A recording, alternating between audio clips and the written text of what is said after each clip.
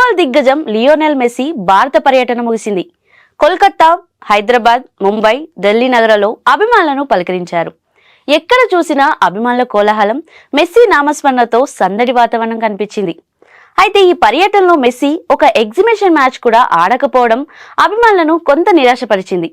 కేవలం ఫోటో సెక్షన్లు, అభిమానులకు అభివాదం చేయడం, కొన్ని కిక్కులకు మాత్రమే పరిమితమయ్యారు. దీనికి బలమైన కారణం ఉంది.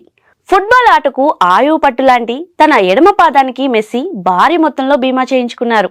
ఈ బీమా విలువ అక్షరాల $900 మిలియన్, అంటే మన కరెన్సీలో సుమారు 8,000 కోట్లు. క్రీడా ప్రపంచంలో అత్యంత ఖరీదైన శరీర భాగాల బీమా పాలసీలో ఇది ఒకటి. ఈ బీమా పాలసీలో కీలకమైన షరతు ఏమిటంటే, మెస్సీ తన జాతీయ జట్టు తరపున అధికారికంగా ఫీఫా గుర్తించిన మ్యాచ్లలో ఆడుతున్నప్పుడు మాత్రమే ఇది వర్తిస్తుంది. సరదాగైనా సరే, స్నేహపూర్వక లేదా ప్రచార మ్యాచ్లలో ఆడుతూ గాయపడితే బీమా సంస్థ ఎటువంటి బాధ్యత తీసుకోదు. ఈ కారణంగానే భారతదేశంలో ఎలాంటి ప్రమాదం జరగకుండా మెస్సీ మైదానంలో పూర్తి స్థాయిలో ఆడటానికి సాహసం చేయలేదు.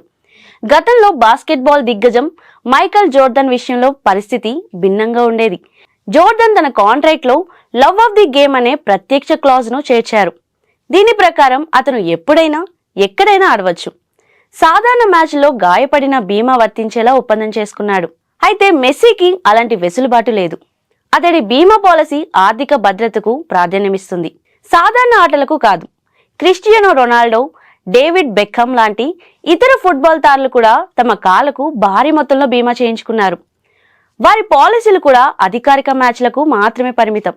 మెస్సీ పర్యటన అభిమానుల్లో ఉత్సాహాన్ని నింపినా అతడి ఆటను మైదానంలో చూసే అవకాశం మాత్రం బీమా షరతుల కారణంగా సాధ్యం కాలేదు.